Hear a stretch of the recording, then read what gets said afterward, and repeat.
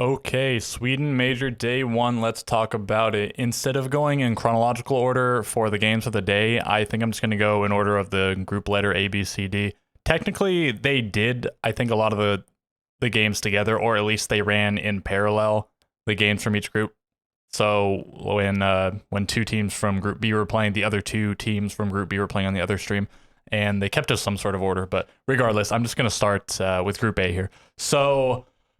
And also, I think I'm going to perhaps update the hero villain thing because for some reason that video did especially well. I don't know if people like clicked on it thinking it was something else and then hard to say, but it got a bunch of views. So I'll maybe speak to that a little bit. But so we'll just start Group A and we'll start at the top. FaZe Clan 14-0 back to back. Well, maybe not back to back, but both 7-0s. I think the first game of the day on whichever stream, A stream or B stream, was this FaZe versus Auction match in which they 7-0. Like, good God. Okay. And so I'll also refer to the predictions I made a little bit. And, okay, well, I guess conveniently it was for this group. So I predicted Oxygen, but this was before we found out that Foxay couldn't play at the event and Hopes was going to have to play instead. Hopes isn't terrible or anything. He's an okay player, and I think he does have some sort of competitive history. He's been with the team for quite a long time, understands how it works, but losing your IGL in Foxay is terrible. It's not just a player, but the IGL. And we saw what happened to TSM when they couldn't play with Merc, who wasn't even their IGL, and they had probably a better substitute in the wings. They had Pojo Man, who was a former T1 pro player, not that long ago, and had also subbed in just that stage, I think, right, for some amount of games when he was subbing for Geo. So he was refreshed to some extent. So anyways, I'm going to give myself a freebie here. And I was going to mention this in another video if I did another video talking about Sweden before the major started, but I didn't do that. So I swear, guys, I promise, I was going to switch from Auction to Rogues. Some people, I think, went with Chiefs instead of it because I think most people picked Auction and FaZe until they found out the news. But I think some people switched to Chiefs, and I swear I'm not just picking Rogue because they have a lead over Chiefs right now by 3 points. But I was gonna pick Rogue because I'm just a Rogue individual. And also I'll mention Auction. They're not even playing together as a full five. Regardless of Foxay, it's just Vertical, Hopes, and Laxing play on stage, and then Kino and Yager playing. I don't know if they're together, but they're playing from some other area because they were in contact with Foxay. So they have to play away from everyone else. So, okay, yeah. So it makes sense what happened in Auction. I was really hoping. They almost beat Rogue. They brought it to like 6-4, and then Rogue just won like 4 rounds in a row and won it. But yeah, FaZe Clan absolutely dominant. The de facto villains of the event, considering how hard they slammed everyone else. But I mean, looking at it, and again, especially after what happened to Auction, I think decidedly the weakest group outside of FaZe. The only group with one really powerful team, and I think because there's just not that many like weak teams at the event, like Auction, Crippled, and then Chiefs could have been strong, could have been weak, and they could put up a better performance than what they have. I mean, they also got 7-0 by FaZe. It's Rogue that hasn't played FaZe yet, and they did go to overtime against Rogue and max overtime indeed, so 15 rounds. So yeah, FaZe Super Evil must be taken down by the Alliance of Justice, who I will assemble through over the course of this video. I'm gonna put Rogues as some heroes. I don't remember what I had them as before. They might have been neutral. They were either neutral hero, and Chiefs and Auction, I gotta move them down to just neutral bystander, hoping to not get stepped on by Godzilla. Okay, so let's move on to Group B. Team 1, Sandbox, Vitality, Dark Zero. From this group, I picked Team 1 and Dark Zero, and look, guys, I mean, look, I know Dark Zero got smoked, but it was for a reason. They did pretty well at Mexico, and potentially the only reason their run ended early was, well, they had to fight Team 1, the eventual winners at the event, but some of their players got sick and they had to play separately and were sick. It was like 2 or 3 other players. So they got cut short. So they impressed at Mexico, and they did make a roster move, but BC for Canadian, I mean, it should be an improvement, and I guess it takes time to adapt, but they did have the whole stage to adapt, right? So, yeah, I was hoping Dark Zero could pull something out of the hat, but now it's looking quite grim for them. It looks like the second place is sort of a battle between Sandbox and Vitality, most likely. It's possible that Dark Zero qualifies, but they are going to have to come back. And so, yeah, only 1/3 of the games have been played. Like, each team still has 4 more games to play. Everyone played 2 games today, and they'll play 2 games tomorrow, and then 2 games on Wednesday as well. So do keep that in mind. There's still a lot of games to be played. A lot of things can happen, but trends will probably continue to some capacity. But in Mexico, some teams didn't do that well on the first day, and they really showed up. Like Team 1 was was down like 0-2, and then they made that crazy comeback to make it out of their group and then win the event. Empire wasn't that hot, and maybe some other teams as well. So yeah, could see a comeback, but it's looking kind of dark for Dark Zero. Vitality and Sandbox, out of these two, I mean, it's hard to say. Like they both have 1 win and 1 loss. Neither went to overtime. I guess Sandbox is -1 on rounds and Vitality is +2. And I mean, if I was gonna pick one now, I guess Vitality. I don't know. Like it's just their numbers are slightly better, but who played against whom actually? So Vitality played against Dark Zero and they crushed them, and they played against Sandbox and lost. So maybe I should give it to Sandbox on that metric because they're currently tied on points, and then when it comes down to it, they'll have the tie-breaking head-to-head. Okay. So and then who else they play? So they got smoked by Team 1. I don't know. I'm just gonna No, I should probably pick Sandbox, right? They look a lot better because Vitality already played Dark Zero, and Sandbox did not play Dark Zero, right? Yeah. So Sandbox is definitely in a better position because if we are going forward, assuming Dark Zero is the weakest in the group and potentially a freebie, then since Sandbox hasn't already played them and they have the head-to-head against Vitality, probably they're better off. So I guess I'll go with Sandbox.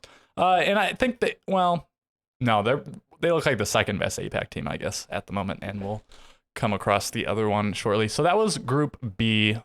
It's weird how they arrange the chart. I guess they're doing it by date because it seems like this should be reflected across this axis, but because they're putting up the days, okay. And it makes sense to do it this way. Anyways, regardless. Okay, that's Group B. And oh wait, no, the heroes and the villains.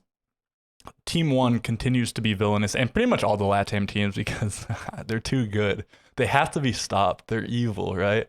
Yeah, they're just smacking everybody up, and yeah, 2-0 in this group and 2-0 in this group. Although I suppose 14-5 is not as impressive as 14-0, but I mean, just as many points. They'll take it just as well.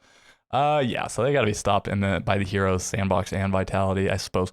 And I'm putting Dark Zero 2 also innocent bystander status, trying not to get eaten by the 7-foot-tall flying prey mantises flying around, taking names. Okay, Group C. BDS, Ninjas, Invictus, Sonics. Invictus was the other team that unfortunately had an unfortunate situation, I suppose. Their player, Hysterics, wasn't able to attend because he had no more leave from national service or military service. I don't actually know the full extent of the thing. I think it's just national military service, but some sort of national service, just so as to not twist things potentially. And they have Gig stepping in for him, and Gig did like okay today. I mean, he didn't do like incredibly, but yeah, he held his own, I suppose. So Invictus played against Ninjas in Pajamas, and they played against BDS. 7-3 against BDS. They got torn apart. And what do you expect? Like, BDS is perhaps the best team at the event, and I would say certainly the best European team at the event.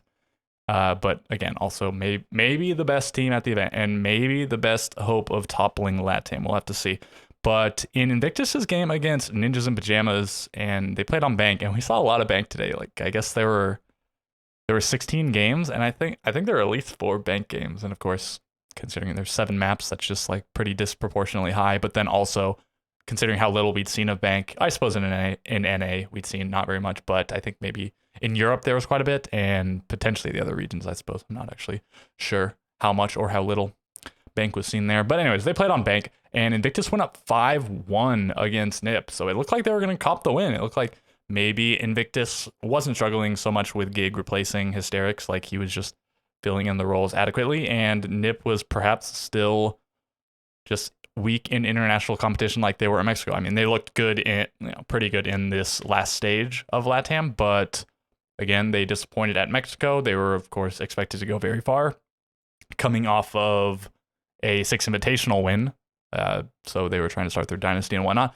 but then they did not make it out of groups, and this was looking to potentially repeat, but now they are, I mean, currently in the situation to make it out of groups. And this is who I predicted, actually. So this one I'm looking good at the moment. BDS and Ninjas. Of course, I wanted to pick Sonics, but well, good thing I didn't, I guess. So, right. Anyways, Ninjas came back with 6 rounds in a row on their attacking half to win the game 7-5.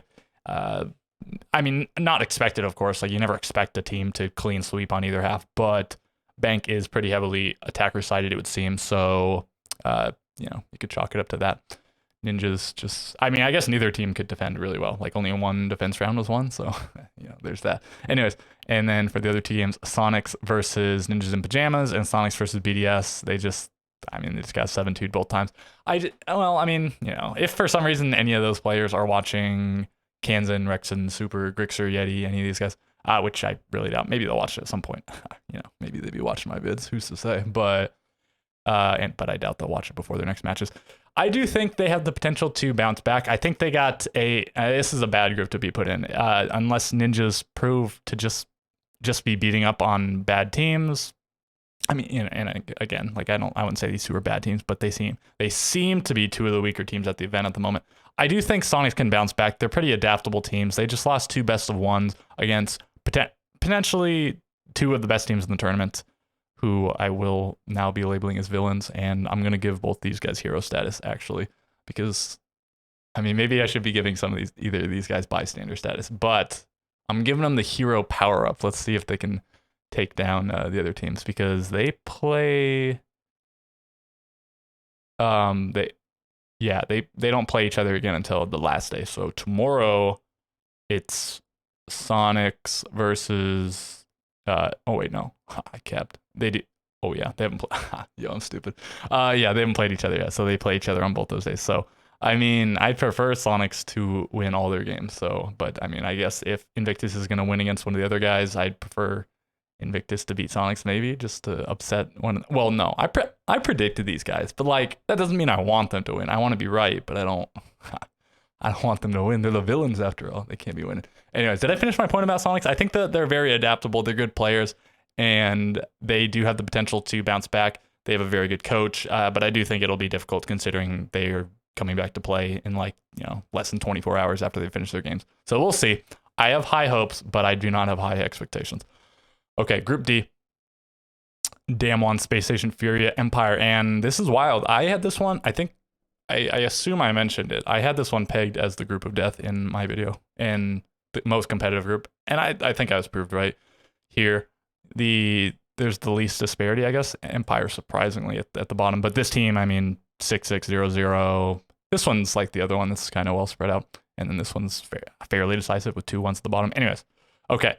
So back to this. Damwon is on top, and I suppose some number of people must have predicted this, but I think probably most people, if they even pick Damwon as one of the top 2, which is really tough to do in such a strong group. But I mean, picking them as first seed, and I suppose a lot of people probably didn't even differentiate the seeds. I don't think I did, right? I picked Space Station and Empire, and it looks pretty unlikely that both of them will get out. It looks better for Space Station than Furia or Empire at the moment, obviously, but Furia does have the head-to-head over Space Station currently. And okay, let's just talk about the games in particular. The 2 Space Station games were probably the biggest bangers of the day, or at least from the games I watched. And I don't even think that's a very controversial thing to say, considering how few close games we even had. I mean, look, no overtime games here, and only 1 max regulation.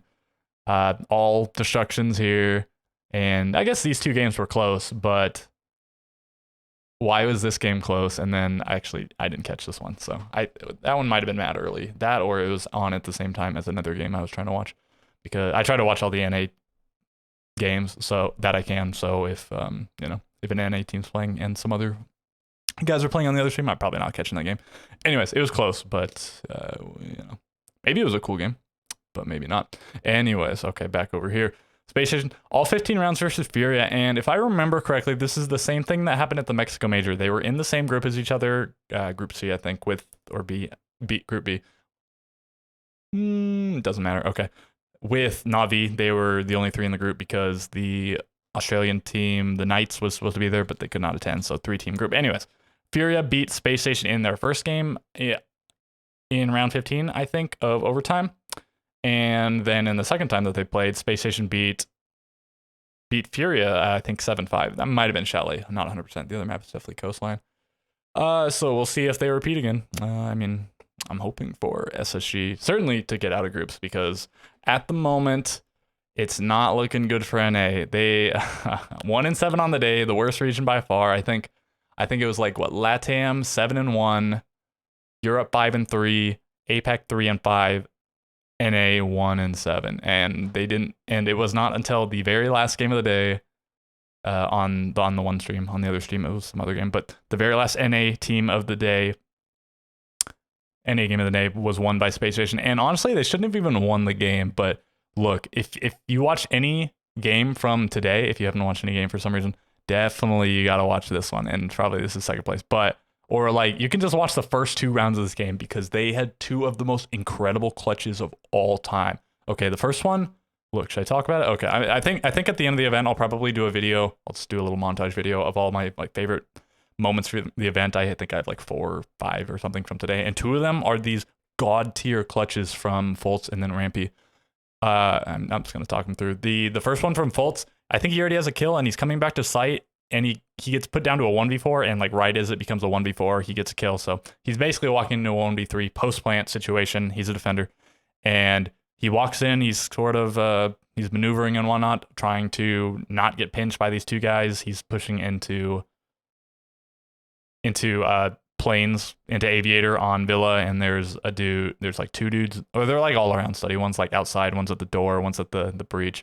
And trying to not get shot, so he walks in, he gets in the vault door, he reloads because he was pre-firing, and then he swings out, kills the guy at the breach to the right, and then flicks on the guy at the left, starts defusing, almost defuses, gets off right at the right time, flicks up, kills the last guy, and defuses it. So he got a 1v4 ace clutch disable, so incredible. And then in the very next round, Rampy was walking up Astro Stairs in a 1v5. Maybe it wasn't a post plant yet. I'm not sure if either it was a post plant already or the guy was planting. He walked up Astro Stairs. He killed a guy. He killed another guy, spray transferred, that swung in from the window. And then there's like 2 guys in bathroom. He peeks up, just misses one, takes some damage, and then he re-peeks and he kills one. So it's a 1v2 post plant. He's low health. He runs into Trophy where the diffuser had not been started to plant yet, because he's going to deny it. He runs in here. He gets shot by one guy. He's at like no health going into this. He just barely steps in the radius of his Kona station because he's Thunderbird. He gets healed, gets shot right back down to like 1 health, 10 health, whatever. And then he denies the plant, lays down, and the last guy, he's in a 1v1, runs out of time. It was maybe the best clutch of all time in the entirety of Rainbow Six Siege ever. Look, maybe somebody pulled off some crazy stuff in a casual or a ranked game or whatever, or even maybe in like the early days of Pro League or Tier 1, Tier 2, earlier in the lifespan of this game.